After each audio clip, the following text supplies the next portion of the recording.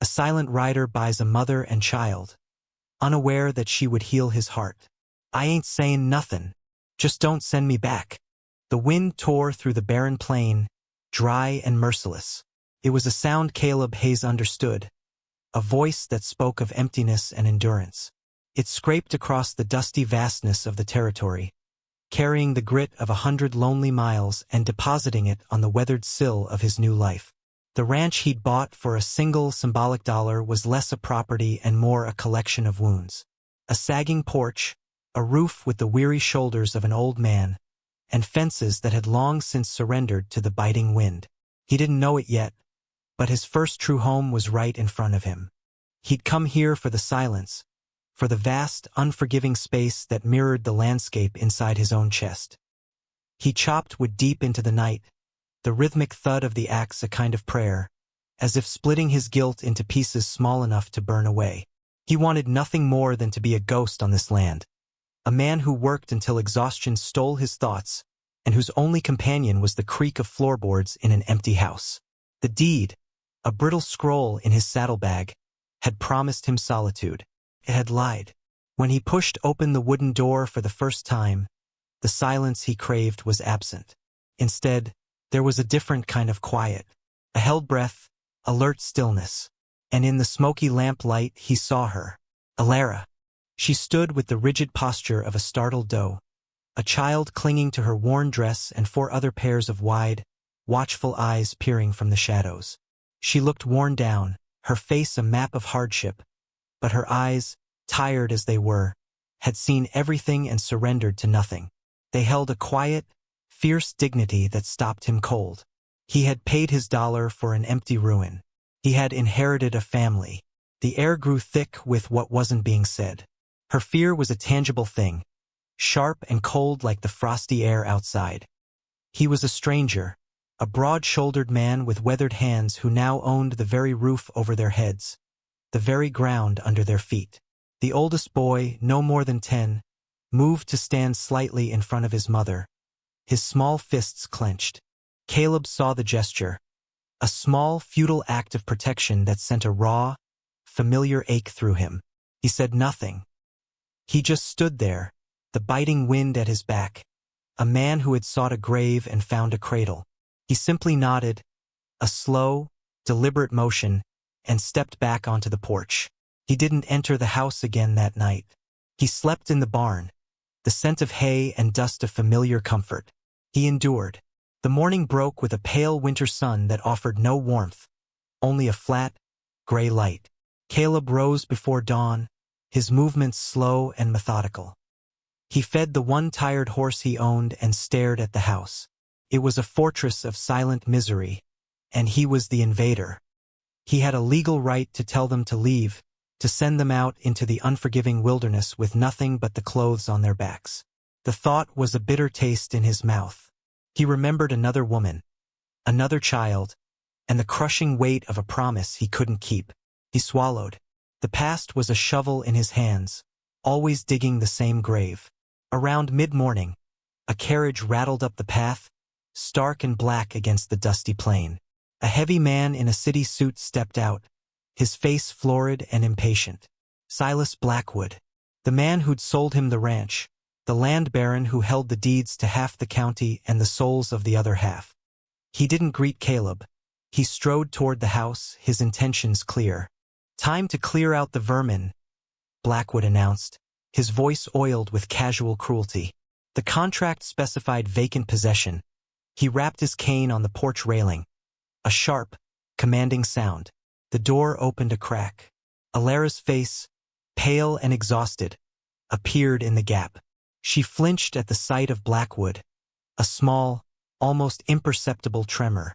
"You were told to be gone by yesterday, woman," he sneered. "I have been patient." Caleb watched, his hands still, his face unreadable. He saw her chin lift, a fraction of an inch, a silent rebellion. She was not shattered, merely bent by the storm. This was the moment, the reason he'd come here, to feel nothing, to interact with no one. He could turn his back, let the world's casual cruelty play out as it always did. He could have his silence. But the image of the small boy with his clenched fists, The sight of Alara's suppressed trembling, it stirred something dormant in him. He stepped forward, placing himself between Blackwood and the porch. The movement was unobtrusive yet final. "The deal's changed," Caleb said. His voice was rusty from disuse, quiet but carrying the weight of the vast, empty land around them. Blackwood scoffed. "It has not." Caleb reached into his coat, his hand emerging not with a weapon, but with a small, worn leather pouch. He tossed it to the man. It landed with a soft, heavy clink. "That should cover any inconvenience," Caleb stated. It was the last of his money, the final severance from his old life. "They stay." Blackwood's eyes narrowed, weighing the pouch, then looking from Caleb's stony face to Alara's stunned expression. He gave a short, ugly laugh. "Your funeral, fool." He pocketed the money, climbed back into his carriage, and was gone, leaving a cloud of dust and contempt hanging in the air. Caleb didn't look at her. He just turned and walked toward the woodpile. He remained silent. Then, "If you want to stay." He left the sentence unfinished, the offer hanging in the cold, still air. She stayed.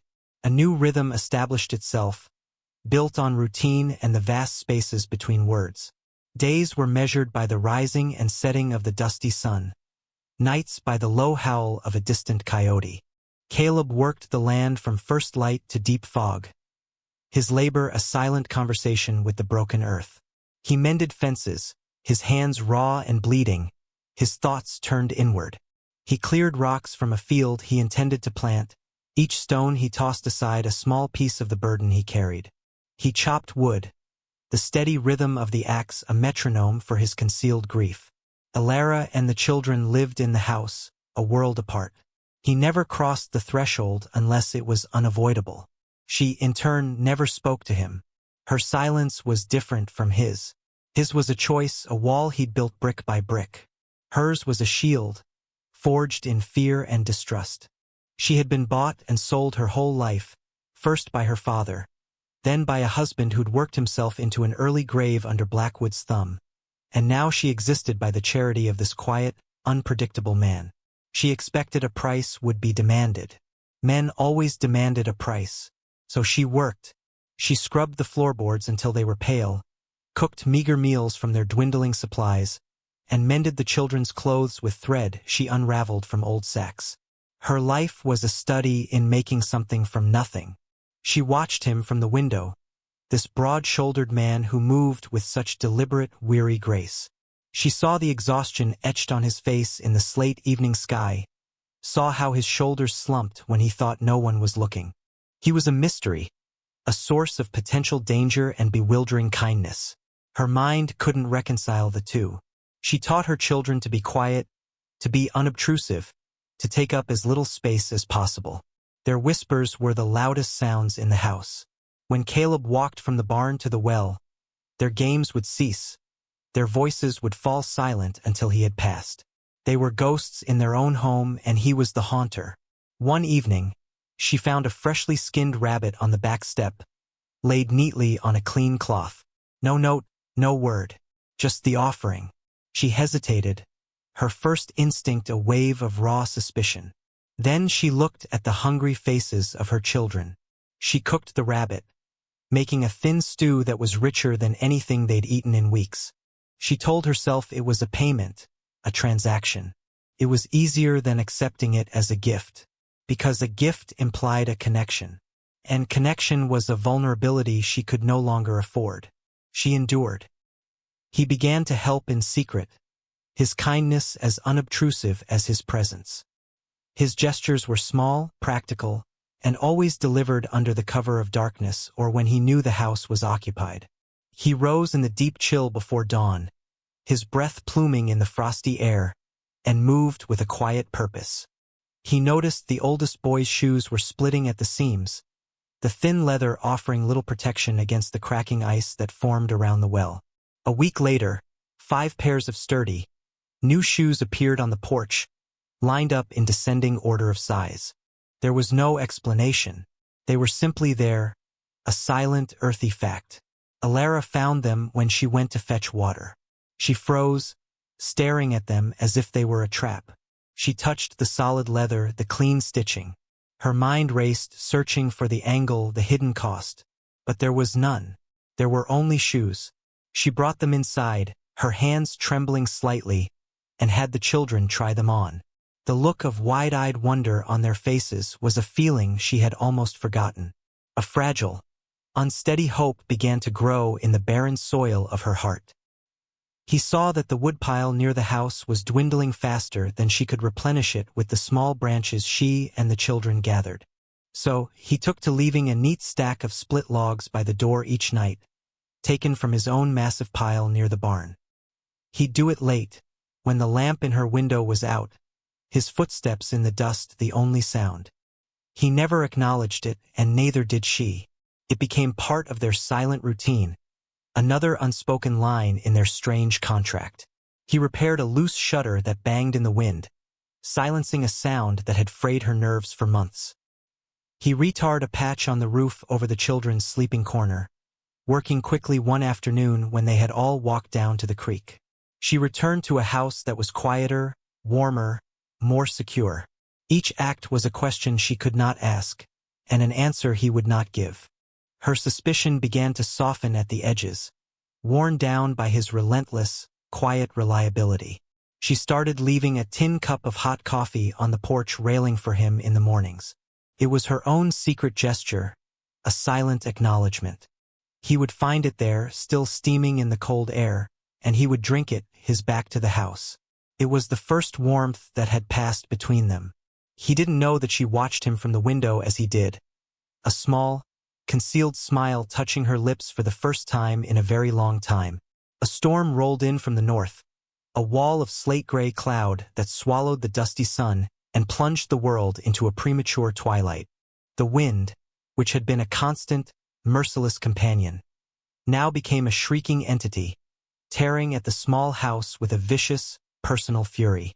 It rattled the windows and found every crack in the old wooden walls. Snow began to fall, not in gentle flakes, but in a thick, blinding curtain.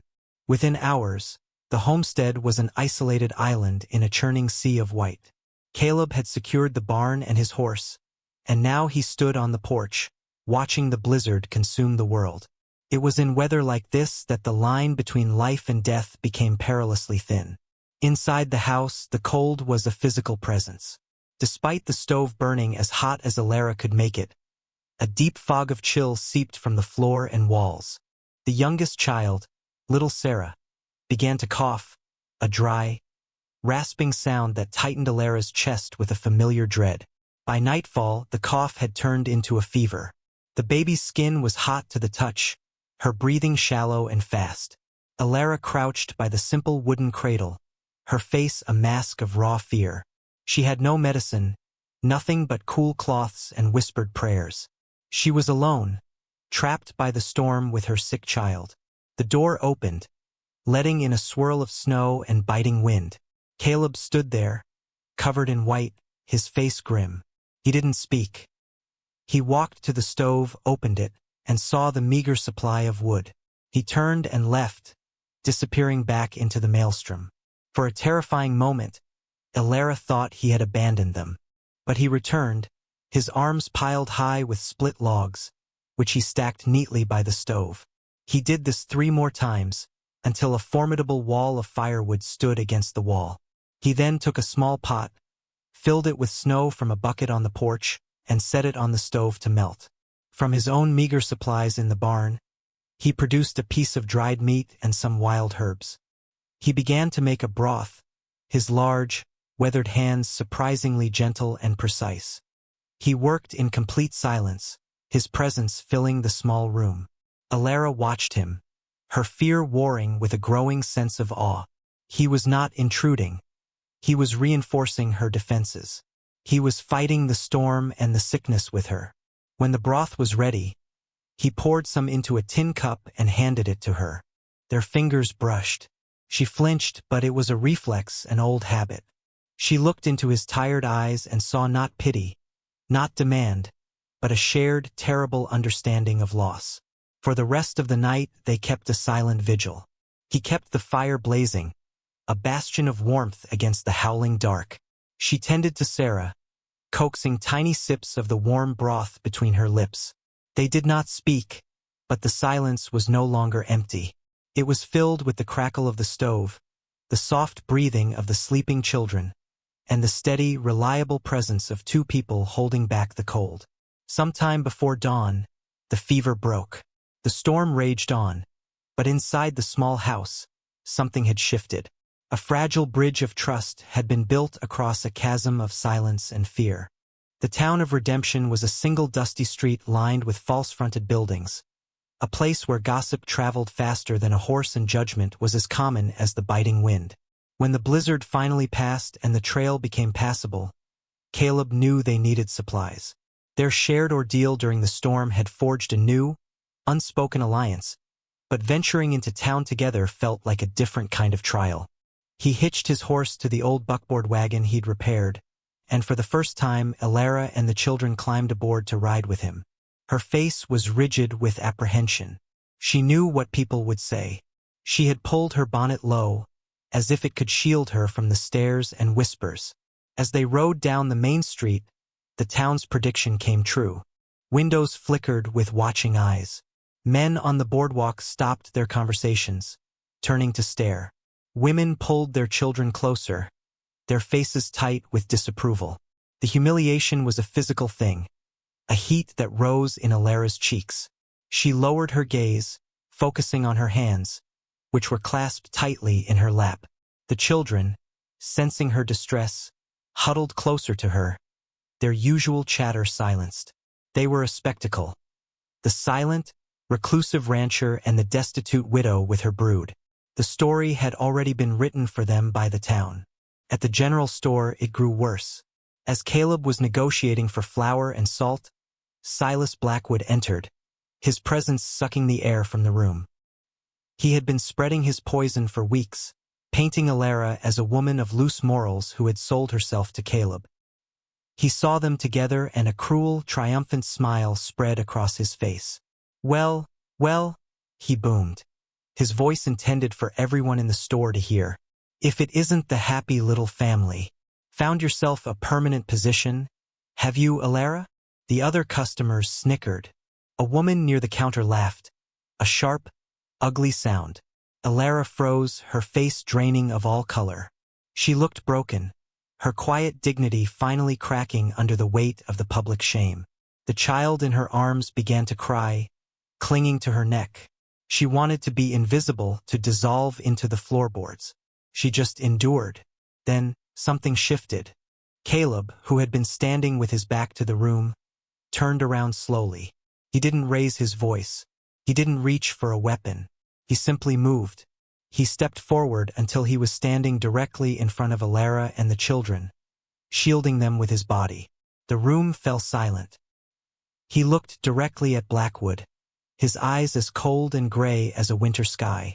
When he spoke, his voice was low, yet it cut through the tense quiet like a knife. "She's with me," he said, the words simple and solid. Then he added, his gaze sweeping over the silent, gawking crowd. "Not bought. Chosen." The words hung in the air, an undeniable declaration. It was a truth so powerful it shattered the ugly narrative Blackwood had built. Blackwood's sneer faltered.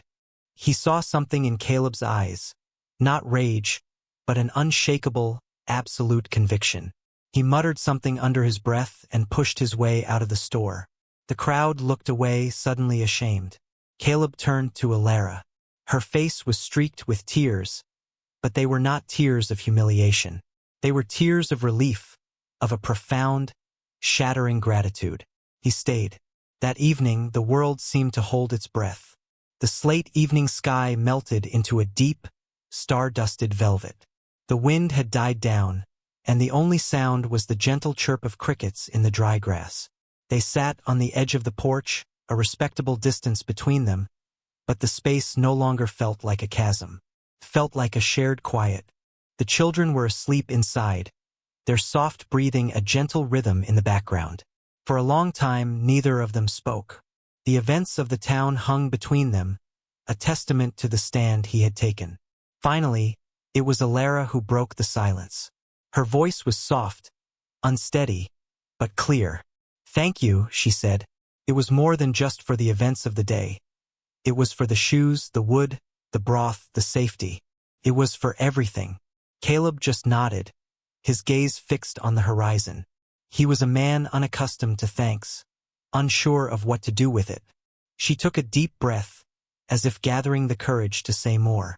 "My husband, Samuel," she began, her voice trembling slightly. "He was a good man. An honest man. He worked this land from sunup to sundown. But Blackwood, his loan was like a snake always tightening. Samuel worked himself into the ground trying to keep us afloat, trying to keep this home. He died right on that patch of land Caleb was trying to plow." She pointed to the rocky field. "He died trying." A single tear traced a path through the dust on her cheek. She didn't wipe it away. It was a part of her story. Caleb listened. He didn't offer empty comforts or platitudes. He just listened, giving her story the respect of his full, silent attention. The quiet that followed was different. It was a quiet of understanding. Then he spoke, his own voice low and raw with suppressed emotion. "There's a grave," he said, his eyes still on the dark line of the distant hills. "On my old place. Back east." He swallowed hard, the sound loud in the stillness. "My wife, Anna, and my little girl, Lily." He paused, the names hanging in the air like ghosts. "The fever came through one winter. Fast. There was nothing I could do. I buried them on the hill, overlooking the valley they loved." He fell silent, the confession leaving him exposed, vulnerable. He had shared the source of his silence, the core of his pain. He had given her the key to his locked heart. She breathed softly. Then, in a gesture of profound, gentle empathy, she reached out and her hand touched his arm. It was a light, tentative touch, but it was electric.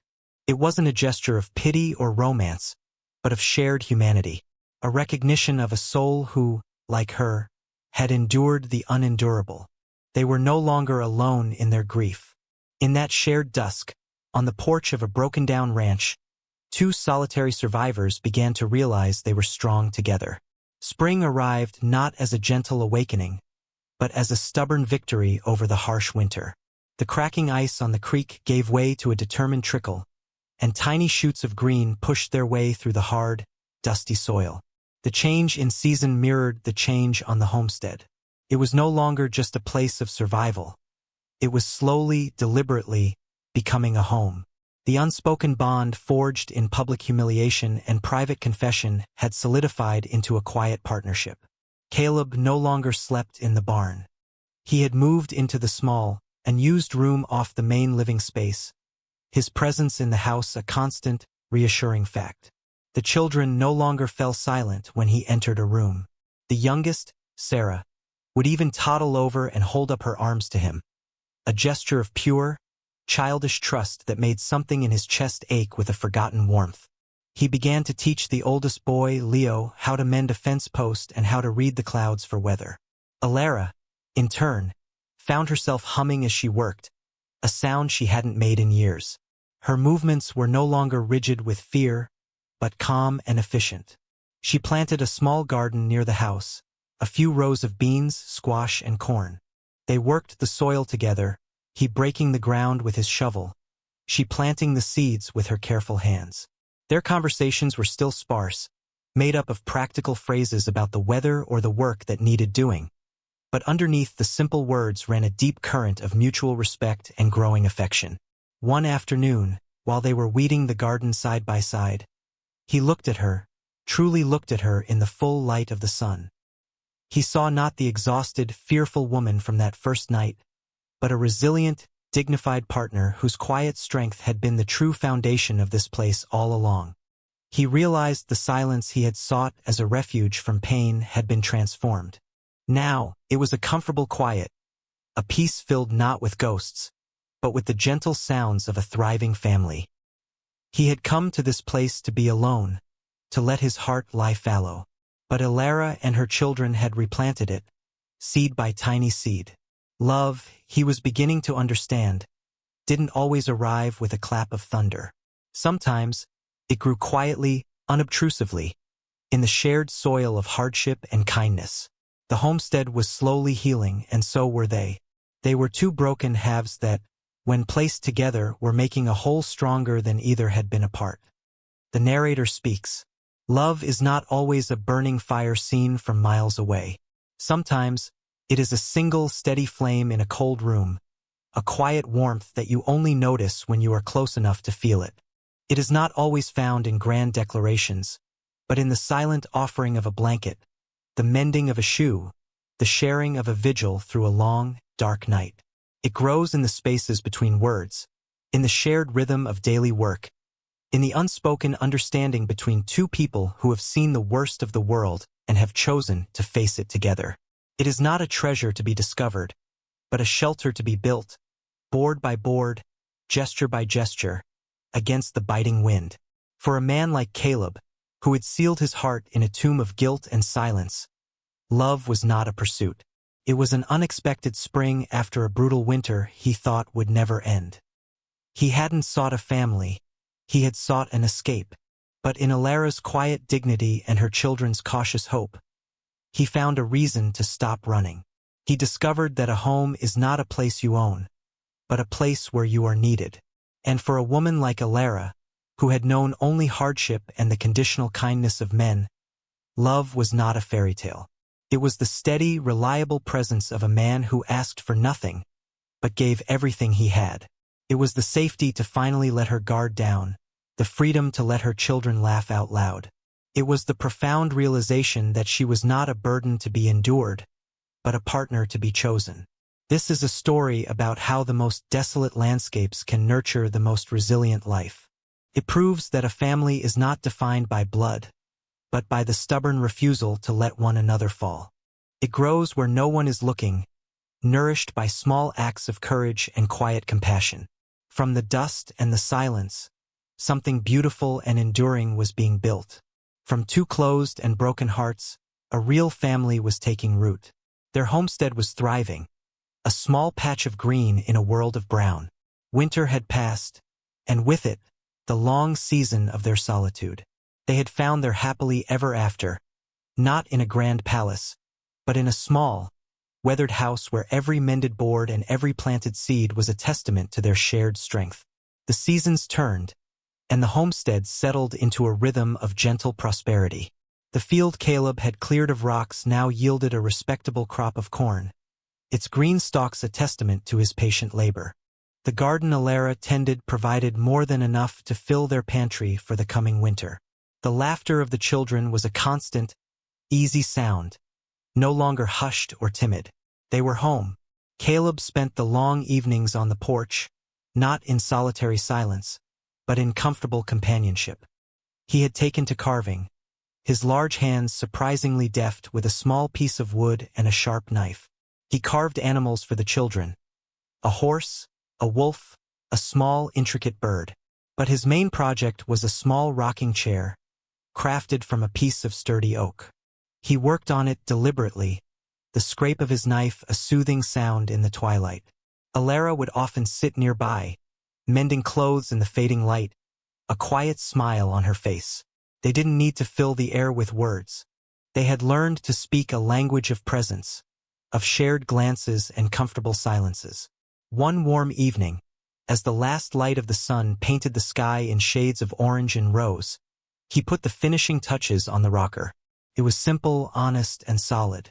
He stood it up on the porch, testing its balance with a gentle push. It rocked back and forth with a smooth, steady rhythm. He turned to Alara, who was watching him from the doorway, her expression soft. The open window behind her let out the warm, inviting scent of baking bread. The house was full of life. He looked at her, at the home they had built from ruins, at the family they had forged from loneliness. The words came to him not as a question, but as a simple statement of fact, a final, solid plank nailed into the foundation of their life. "Stay here," he said, his voice quiet but full of a gentle, certain power. It wasn't a command or a plea. It was an invitation. It meant, "This is your home. You are my home." Alara looked at him, her eyes shining in the dusky light. She didn't need to answer with words. Her entire being was an answer. She nodded slowly, a single deliberate movement that sealed their unspoken pact. A home had grown from dust and silence. A family had bloomed from two closed hearts. From dust and silence grew a home. From closed hearts, a family.